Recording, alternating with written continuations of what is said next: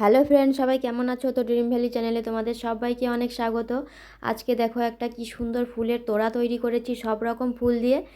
তো এরকম তোড়া কিন্তু বাজারেও কিনতে পাবে না, কাগজের মানে কাগজ দিয়ে তৈরি এত সুন্দর ফুল তৈরি করে তোড়া তৈরি করা।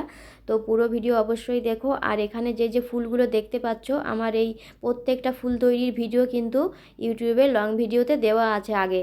তোমরা যারা আমার আগের ভিডিও দেখোনি, তারা অবশ্যই আমার ফুল তৈরিগুলো দেখে নিও, তাহলে কিন্তু তোমাদের বানাতে সুবিধা হবে।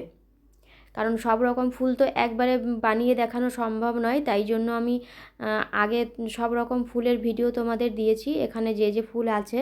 তারপরে কিন্তু আমি তোড়াটা তৈরি করছি। তো তোড়া তৈরি করতে আমি দেখো এখানে একটা বাটি নিয়েছি। বাটিটা হলো মিষ্টির দোকানে যে দোকান থেকে যেই বাটি দেয়, মানে মিষ্টি দেয়, তো সেই বাটিটাই নিয়েছি, খালি বাটিটা। তার মধ্যে কিন্তু নিয়েছি একটু কুড়ো, মানে ধান ভাঙানোর পরে যে কুড়ো হয়, তো কুড়ো, এখানে কুড়োর পরিবর্তে কিন্তু তোমরা একটু ভারী জিনিস বালিও নিতে পারো।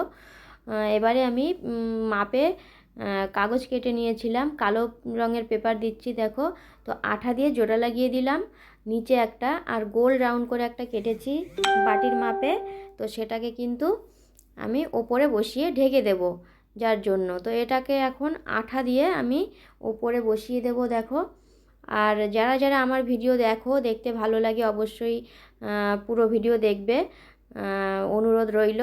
আর যারা এখনও সাবস্ক্রাইব করোনি আমার চ্যানেলটাতে, অবশ্যই কিন্তু সাবস্ক্রাইব করে আমার পাশে থেকো। তো এভাবে দেখো লাগিয়ে দিচ্ছি আঠা দিয়ে।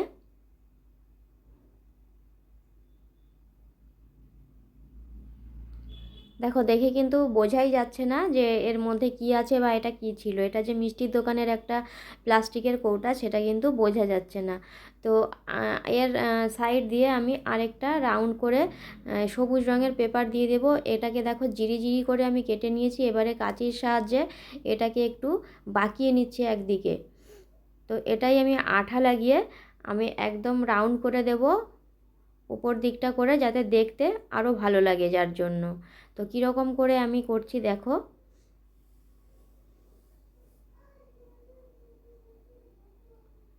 এখানে যে যে ফুল তৈরি আছে, যে ফুল দিয়ে আমি তোড়াটা তৈরি করছি, তোমাদের আবারও বলছি, আমার কিন্তু ইউটিউবের লং ভিডিও বলো, শর্ট ভিডিও বলো, দুটোতেই কিন্তু দেওয়া আছে। তোমরা যারা এখনও দেখোনি, তারা কিন্তু অবশ্যই দেখে নিও।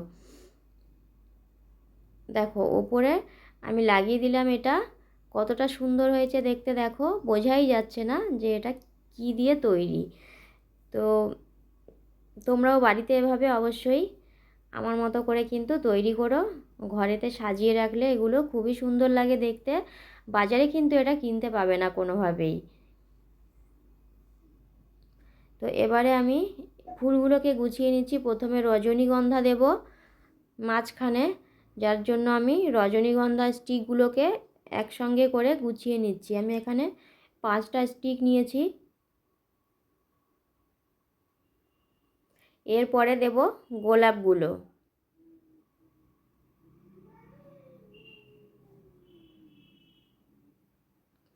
দেখো এভাবে প্রথমে বেঁধে নিচ্ছি আমি, তারপরে গোলাপগুলোকে দিয়ে আবারও বেঁধে নেব, যাতে এগুলো ছড়িয়ে ছিটিয়ে না পড়ে, যার জন্য। বাঁধা হয়ে গেছে দেখো গোলাপ দিয়ে। এবারে আমি তৈরি করতে শুরু করি।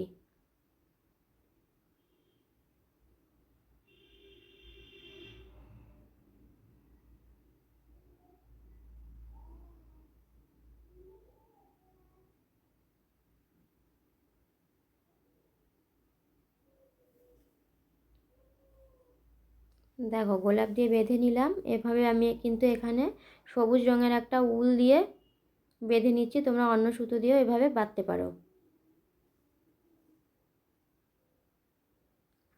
আমি এই যে বাটির মধ্যে যে উপরে পেপারটা দিয়ে ঢেকে দিয়েছি, এটাতে কিন্তু একটু কাঁচি দিয়ে ফুটো ফুটো করে নেব, আর মাঝখানটা একটু চিড়ে নেব, যাতে এটা বসাতে সুবিধা হয়, যার জন্য। তো এভাবে দেখো আমি পাতাগুলোকে আগে বসিয়ে দিচ্ছি,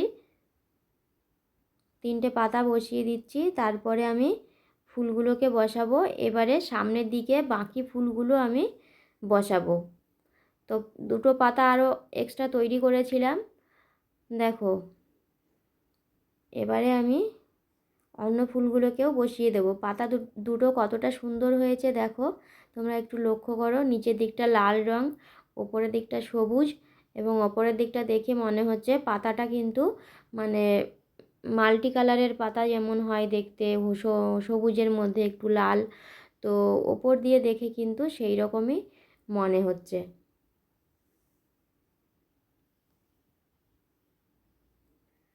দেখো এবারে ছোট ছোট ফুলগুলো আমি নিচের দিকে লাগিয়ে দিচ্ছি।